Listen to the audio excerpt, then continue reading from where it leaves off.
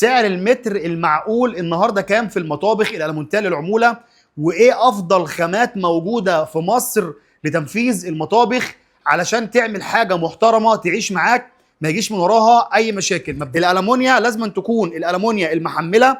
هنا اللحميه بتاعت العود بتكون 2 مللي التخانه دي، وزن العود بيكون 2 كيلو 300 جرام. ما بنتكلمش عن الالمونيا الخفيفه، ده شغل بيحصل فيه مشاكل، ده ما بنشتغلش بيه. بنتكلم عن الالمونيا المحمله.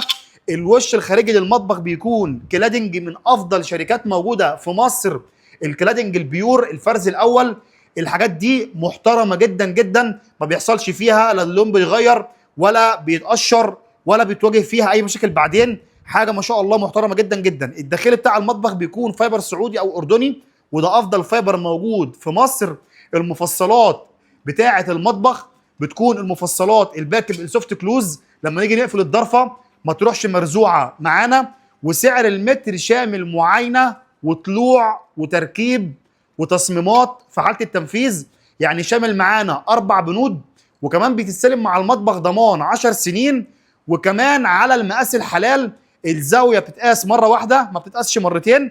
النهارده سعر المتر على المواصفات دي في كل محافظات مصر 3850 جنيه،